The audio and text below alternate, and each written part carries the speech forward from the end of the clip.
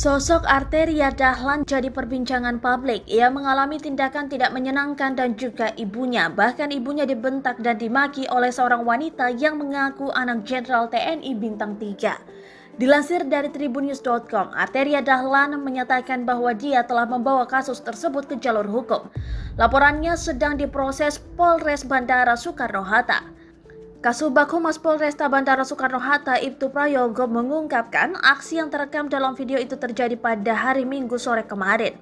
Dia menyebutkan peristiwa itu terjadi di Terminal 2 Bandara Soekarno-Hatta di mana keduanya sama-sama baru mendarat dari Denpasar, Bali.